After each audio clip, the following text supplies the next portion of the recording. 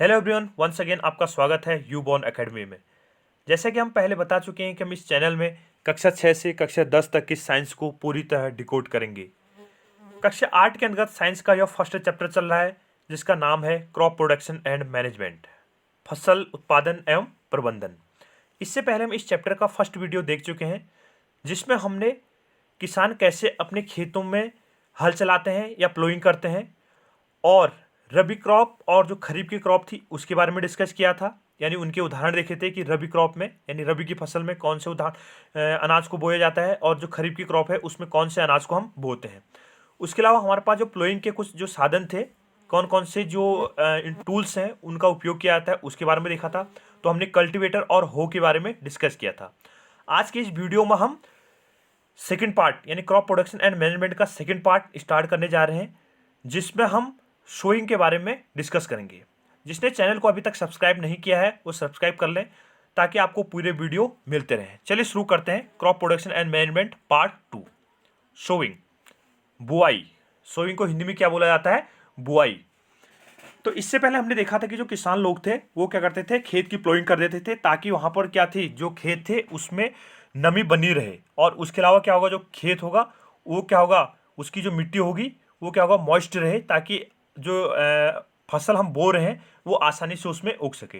तो सोइंग के अंतर्गत यानी बुआई के अंतर्गत हमारे पास एक इंपॉर्टेंट टास्क आता है कि हम कौन से बीज को बोएं, किस तरह का उसकी गुणवत्ता है, वो जो सीड्स हम बो रहे हैं तो उसे कैसी उसकी गुणवत्ता होगी, वो बीज उग भी पाएगा या नहीं उग पाएगा। यानी हमारे जो हमने क्या किया, जो बीज लिया हुआ है वो बीज अच्छा है नहीं है, पता चला वो बीज हमने लिया है वो कीड़े ने खा रखा है। तो ये क्या करता है, हमें इन सब का सिलेक्शन करना जरूरी होता है। तो ये सब किसके अंतर्गत आता है? बुआई या सोइंग के अंतर्गत इसको रखा जाता है। चलिए शुरू करते हैं। Sowing is the most important part of crop production. यानी जो बुआई है वो क्या है, जो फसल उत्पादन है या कृषि जो उत्पादन है या जो फसल का जो उत्पादन है उसका एक इंपॉर्टेंट क्या है, पार्ट है, मोस्ट इंपॉर्टेंट टर्म्स है। Before sowing good quality seeds are selected.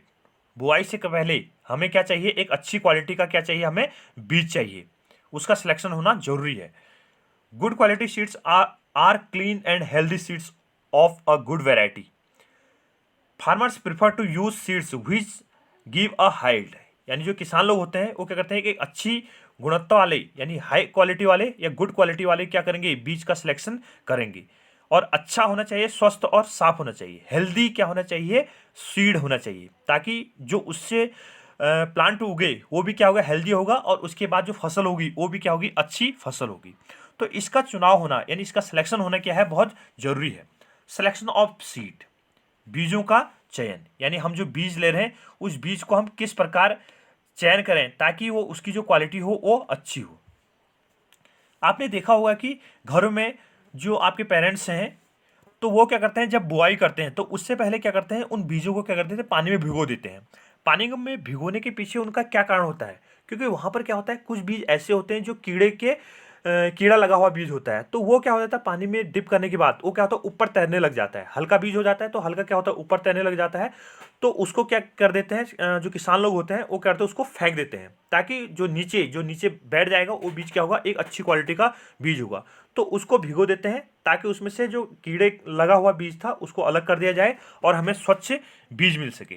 तो उसी के लिए हमारे पास सिलेक्शन ऑफ सीड यानी बीजों का जो चयन है वो एक महत्वपूर्ण प्रक्रिया है। तो यहाँ पर हमारे पास एनसीईआरटी में एक्टिविटी 1.1 यानी क्रियाकलाप हमारे पास 1.1 दिया गया है, तो उसको हम डिस्कस कर रहे हैं। Take a beaker and fill half of it with water. हमें क्या लेना है, एक बीकर लेना है और उसको क्या करना है, आधा पानी से भर देना है। Put a handful of wheat seeds and stir will wait for some time. उसके बाद क्या करना है, हमें क्या लेना है, कुछ मात्रा में या एक मुट्ठी हैंडफुल या एक मुट्ठी क्या लेना, हमें बीज लेना है। किसका, गेहूं का बीज लेना है या आप कुछ भी ले सकते हैं, धनिया ले सकते हैं। धनिया को अमूमन आप लोगों ने देखा होगा कि उसको बोने से पहले पानी में भिगो दिया जाता है ताकि जो अच्छी क्वालिटी का बीज होगा नीचे बैठ जाएगा और जो उसकी जिसकी क्वालिटी अच्छी नहीं होगी वो क्या होगा, ऊपर तैरने लग जाएगा। उसको डिकेंड कर सकते हैं, हम छान के अलग कर सकते हैं। तो हमारे पास क्या है, उस बीज को क्या कर दिया हमने, पानी में कुछ देर के लिए क्या कर दिया, भिगो दिया या कुछ देर के लिए क्या कर दिया, उसमें डाल दिया। और उसके बाद उसको स्टिर करना है, लगातार उसको हिलाते रहिए और कुछ समय के लिए क्या करना है, आपको इंतजार करना है। Are the seeds which float on water. इसमें से आप देख पाएंगे कि कुछ बीज क्या होते हैं, पानी के ऊपर तैरने लग जाते हैं। वुड दोज द लाइटर और heavier than those which sink. क्या बता सकते हैं कि उनमें से कौन से बीज ऊपर तैरेंगे, हल्के या भारी? ऑफ कोर्स आपको लग रहा होगा जो भारी चीज होती है वो नीचे बैठ जाती है और जो हल्की चीज होती है वो क्या होती है, ऊपर तैरने लग जाती है। तो भारी जो बीज होगा यानी जो अच्छी क्वालिटी का जो बीज होगा वो पानी में क्या होगा, नीचे बैठ जाएगा। Why would they B lighter, यह हल्के क्यों हुए, जो बीज थे वो हल्के क्यों हुए? Damaged sheet becomes hollow and are thus lighter therefore they float on water. यानी जो क्षतिग्रस्त बीज होते हैं, जो क्या होते हैं, जो बीज क्या होते हैं, जिस बीजों पे क्या लग गया, कहा था हमने, कीड़ा लग गया, यानी जो बीज क्या हो जाते हैं, खोखले हो जाते हैं, हॉलो खोखले हो जाते हैं, या जो बीज क्या हो जाते हैं, खराब हो जाते हैं, डैमेज्ड हो जाते हैं, तो वो क्या हो जाते हैं, हल्के हो जाते हैं। इसलिए क्या होते हैं, वो पानी के ऊपर तैरने लग जाते हैं।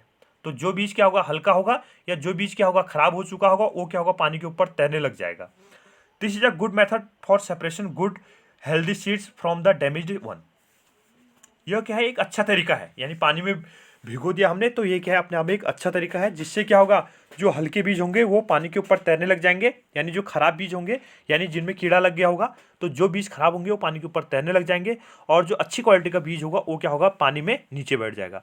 तो इससे क्या करते हैं, एक अच्छा मेथड है, जिससे क्या कर सकते हैं हम, हमें वैसे तो पता नहीं चलेगा कि कौन बीज अच्छा है कौन बीज खराब है, तो हम क्या कर सकते हैं, पानी में भिगो के उसको अच्छी क्वालिटी का जो बीज होगा वो जो नीचे बैठ गया उसको क्या कर सकते हैं हम, फिर उसके बाद कलेक्ट कर सकते हैं।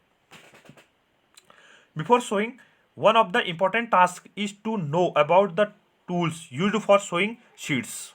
हमारे पास क्या है, एक यह भी टास्क है, इंपॉर्टेंट टास्क होता है कि जो बीज हम बो रहे हैं, बीज बो रहे हैं, तो उसके लिए हमारे पास क्या होना चाहिए, औजार, किन औजारों का हम उपयोग कर रहे हैं, यानी बीज क्या होगा, अच्छी क्वालिटी का है नहीं है, वो तो हमने सिलेक्शन कर लिया, तो उसके बाद हमारे पास टूल्स भी तो अच्छे होने चाहिए, जिससे क्या कर सके हम उन बीजों को अच्छी तरह से जो खेत होगा उसमें बो सकें।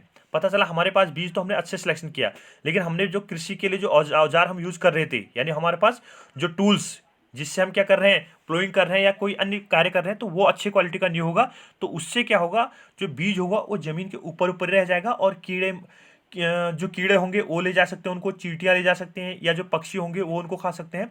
तो उससे क्या होगा, हमारा जो बीज हमने जो वहाँ पर क्या किया था, जो बीज बोया था, उसका क्या हो सकता है, हमारे लिए लॉस हो सकता है। तो हमारे पास जो टूल्स होंगे, जो औजार होंगे, वो भी क्या होने चाहिए, अच्छी क्वालिटी के होने चाहिए। ट्रेडिशनल टूल, ट्रेडिशनल टूल का अर्थ क्या, हमारे पास परंपरागत औजार, यानी जो पुराने समय से पहले से ही चले आ रहे हैं, तो उन औजारों के बारे में यहाँ पर डिस्कस किया गया है। हालांकि आज जो नए तरीके जो औजार हैं, उनने पुराने तरीके जो औजार हैं उनको क्या कर दिया, रिप्लेस कर दिया गया है, लेकिन कहीं कहीं पर गाँव में अधिकतर उन्हीं औजारों का उपयोग किया जाता है, क्योंकि आज के टाइम पर तो ट्रैक्टर का उपयोग ज़्यादा किया जाता है, लेकिन परंपरागत जो औजार है उनका उपयोग भी क्या है, गाँव में किया जाता है, या उनके बारे में भी हमें ज्ञान होना चाहिए। The tools used traditionally for sowing seeds is shaped like a funnel, यानी जो क्या किया जाता है, बीज बोने के लिए ट्रेडिशनली जो टूल्स यूज किए जाते हैं वो क्या होता है, एक फनल, यानी जो कीप होती है उस कीप के आकार का होता है। The seeds are filled into the funnels passed down through 2 और 3 पाइप्स हैविंग शार्प एंड्स। इन्हें इसके क्या होता है, जो फनल होती है उस फनल में क्या होता है, एक ऊपर से क्या होता है, 2-3 नीचे के क्या होते हैं, पाइप जैसे लगे रहते हैं, तो वो क्या करता है, बीजों का क्या कर देता है, छिड़काव करता है, अच्छी तरीके से बीजों का छिड़काव करेगा ताकि जमीन के अंदर अच्छे से उनको बोया जा सके।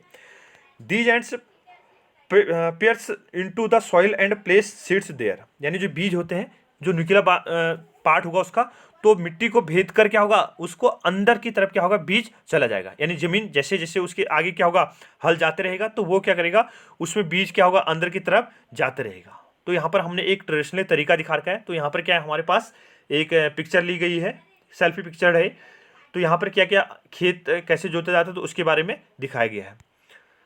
उसके अलावा दूसरा तीर दिखा रखा है, तो यहाँ पर क्या है, ये खेत जोतते हुए यहाँ पर सीन दिखा रखी है, तो ये ट्रेडिशनल तरीका दिखा रखा है। तो यहाँ पर क्या होगा, यहाँ पर एक फनल लाइक क्या होता है, कीप होती है, फनल होती है, जिसमें क्या होता है, बीजों को उसके तरीके से क्या किया जाता है, बोया जाता है।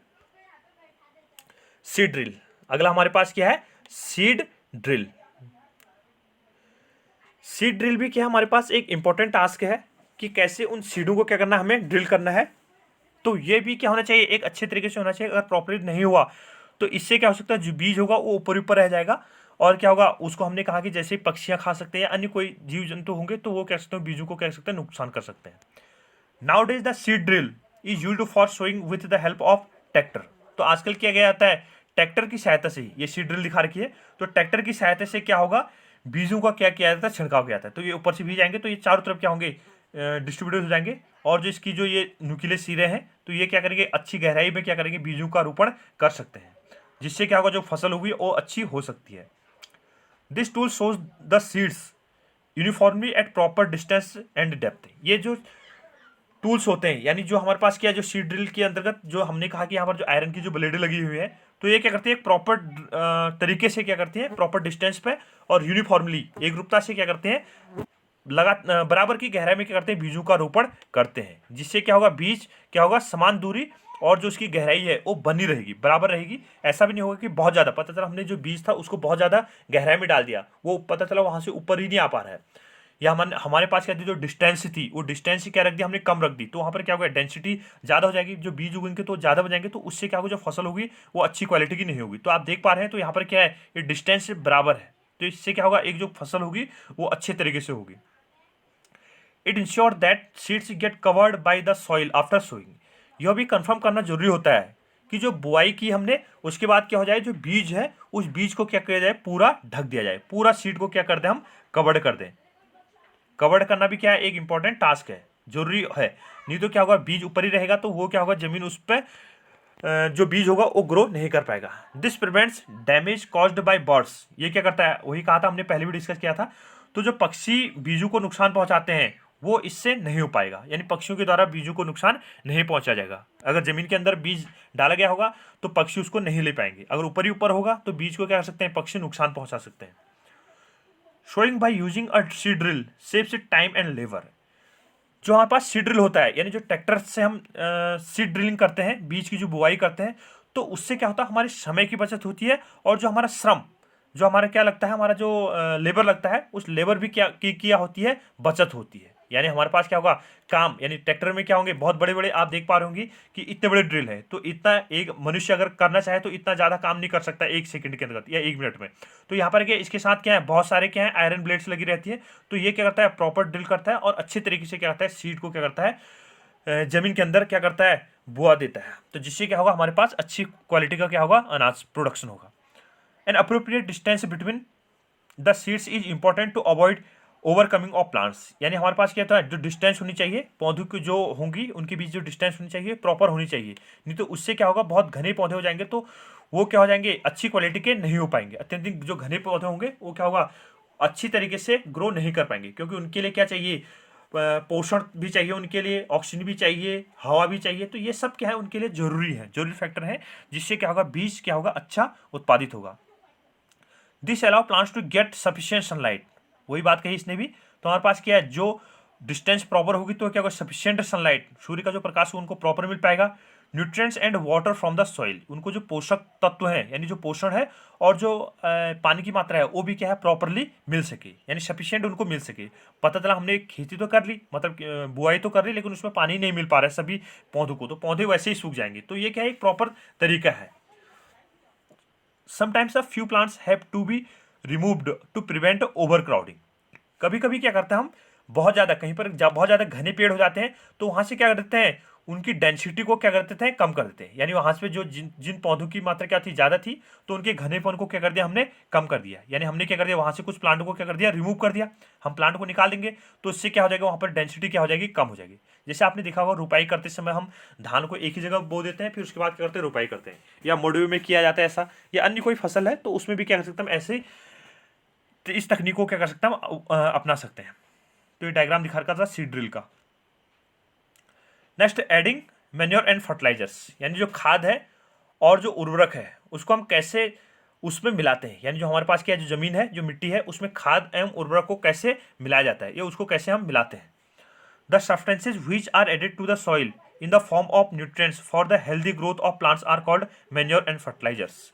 यानी जो हमारे पौधे हैं, उन पौधों में उनको पोषण इस तरह बनाए रखने के लिए, यानी उनको अच्छे तरीके से क्या मिल सके, न्यूट्रिएंट्स मिल सके, यानी जो उनके पौधों की वृद्धि के लिए क्या होते हैं, पौष्टिक तत्व होते हैं। कौन कौन से होते हैं, आपको याद आ रहा होगा, इससे पहले हम पिछले पार्ट में भी पढ़ चुके हैं, जहाँ पर क्या था, प्लांट्स में कौन कौन से न्यूट्रिएंट्स थे उसके रिक्वायर्ड ग्रो करने के लिए। जैसे हमने कहा, फॉस्फेट चाहिए, फॉस्फोरस चाहिए होता है, नाइट्रोजन चाहिए होता है, ठीक है, तो पोटेशियम चाहिए होता है, तो ये क्या है, उसके लिए क्या है, कुछ न्यूट्रिएंट्स हैं, पौष्टिक तत्व हैं, जो क्या करते हैं उसकी वृद्धि के लिए क्या है आवश्यक है।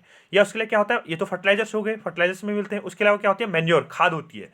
यानी जो क्या होता है, किसान लोग मैन्योर यानी जो खाद, गोबर खाद का उपयोग करते हैं या अन्य कोई खाद का उपयोग कर सकते हैं। तो उससे भी क्या होता है, जो खेती होगी वो खेती क्या हो सकती है वहाँ पर अच्छी हो सकती है। यानी जो हमारी पैदावार होगी वो पैदावार क्या होगी, एक अच्छी क्वालिटी का क्या होगा, वहाँ पर बीज का प्रोडक्शन होगा या अनाज क्या होगा वहाँ पर अच्छा उत्पादित होगा।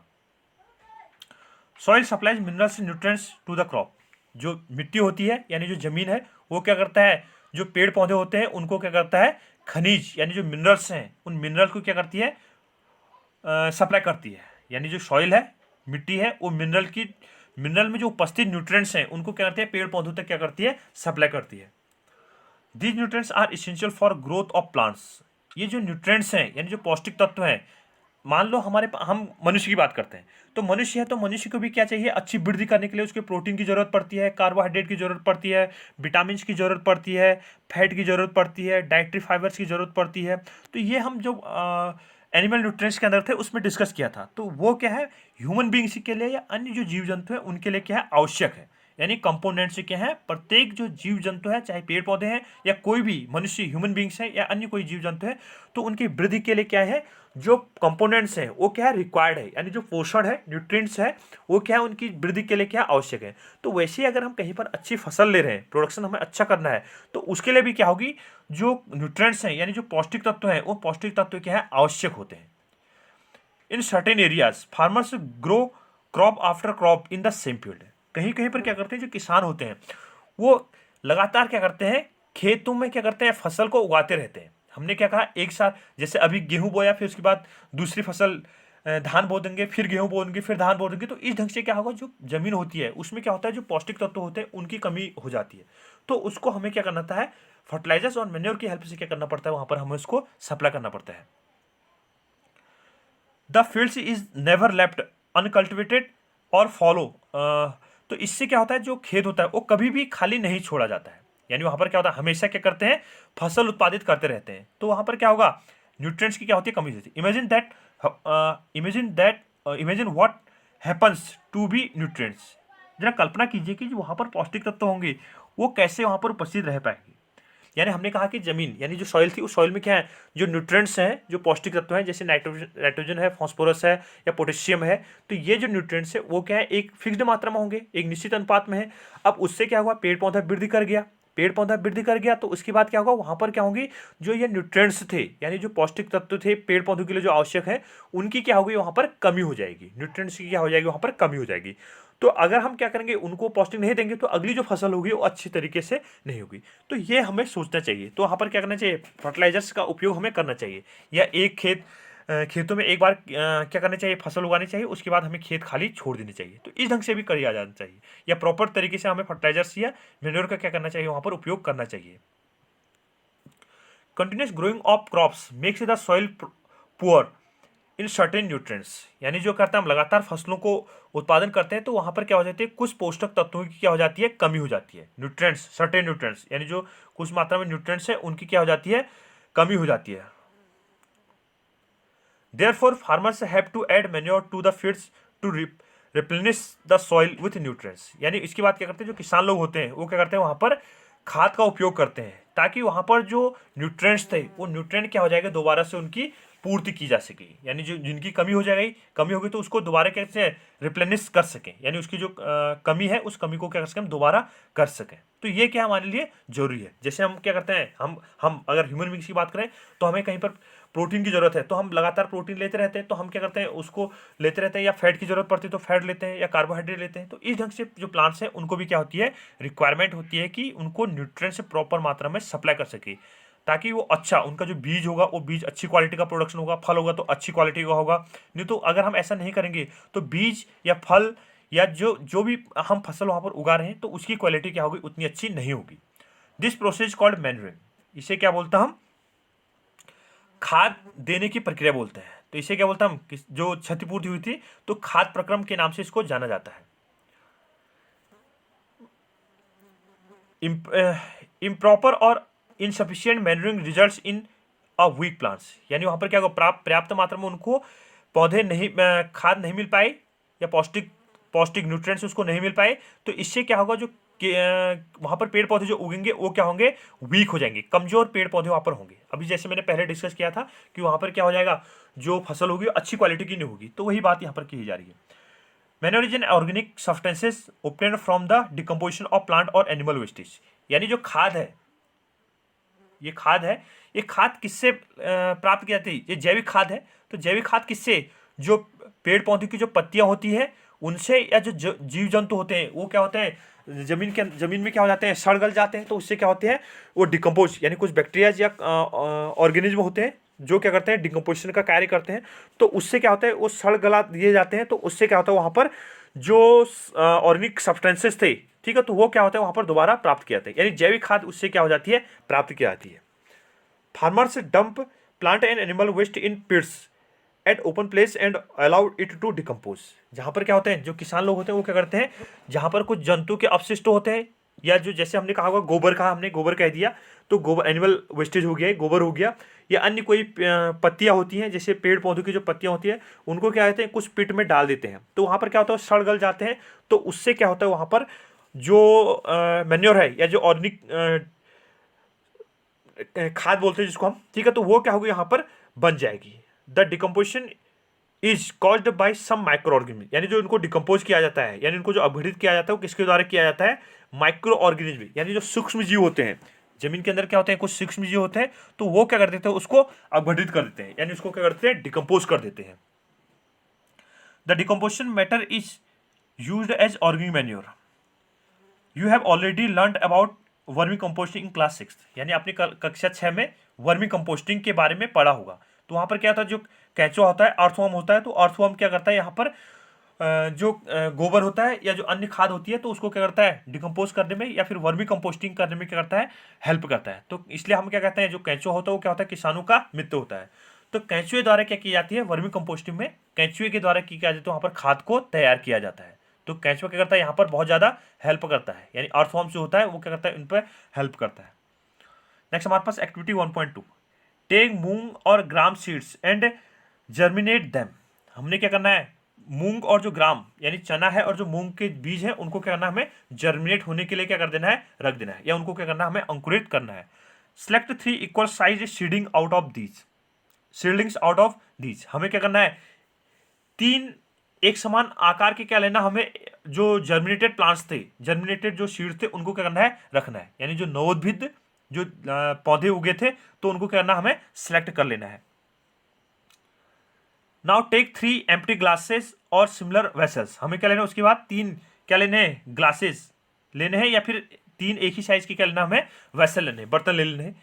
Mark them A B and C. उसके बाद क्या करना है, हमें उसमें मार्क कर देना है A B and C. NCERT की एक्सरसाइज है, एक्टिविटी सॉरी।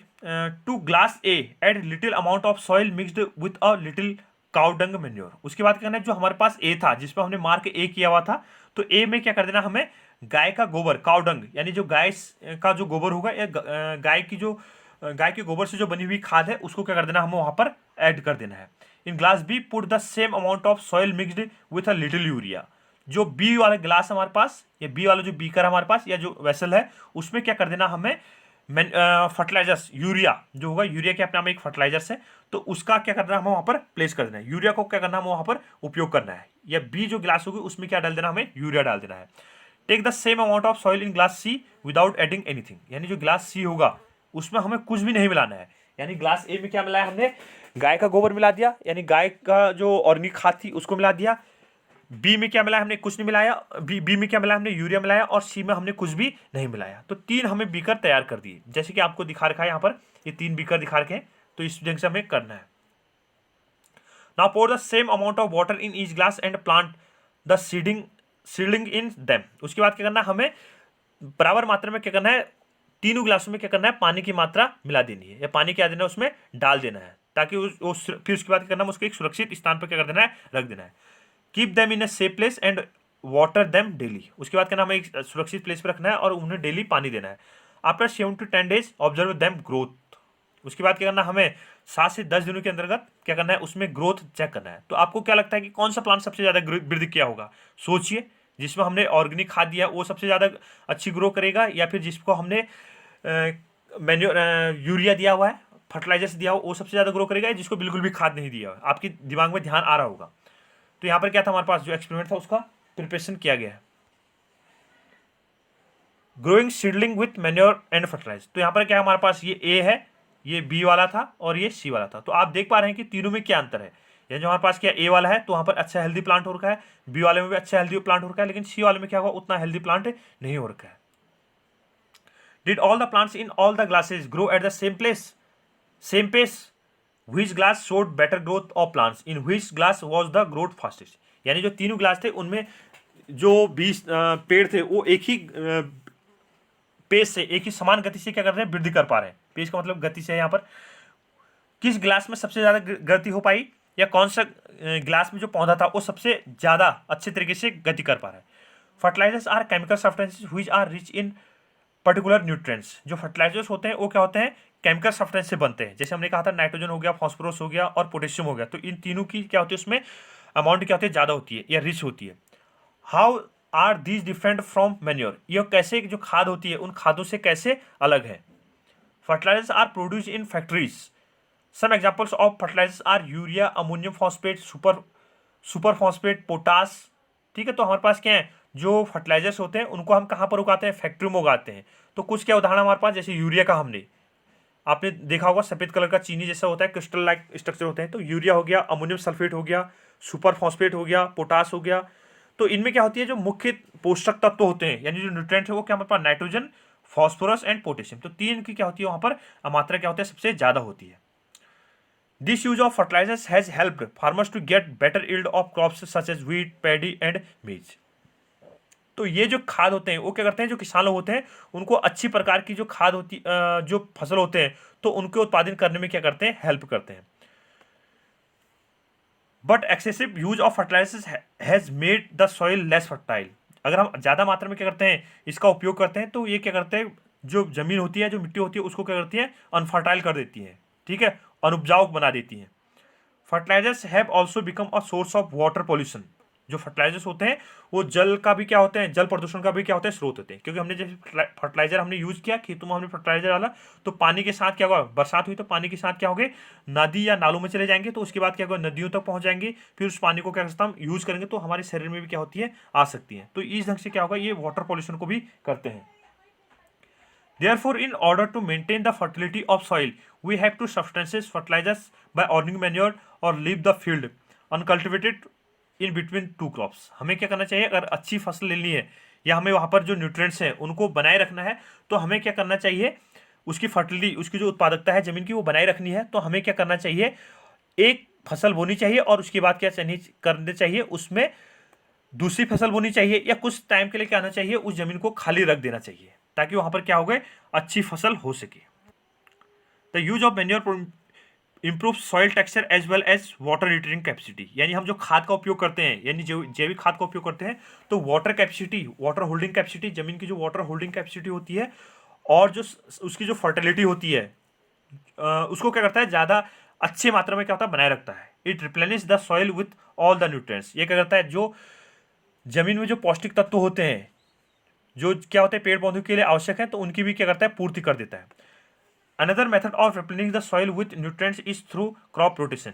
एक क्या करता है, हम क्रॉप यानी जो फसल होता है फसल का क्या करते हैं, चक्रण कर सकते हैं। यानी पहले एक फसल बोई, फिर दूसरी फसल, फिर तीसरी फसल। मतलब जो लेग्यूमिनस वाले जो प्लांट होते हैं, यानी जो हमने इससे पहले ही पढ़ा था, जो लेग्यूमिनस प्लांट होते हैं तो उनकी जड़ों में बैक्टीरिया पाया जाता है, रेजिडियम। तो ये क्या करता है, जो नाइट्रोजन होता है, नाइट्रोजन वायुमंडल में होती है, उसको नाइट्रेट के रूप में स्थिरीकरण कर देता है। तो वो क्या करता है, वहाँ पर हेल्प करता है। तो लेग्यूमिनस यानी जो दालों वाले पौधे होते हैं तो उसको हमें ज़्यादा बोना चाहिए।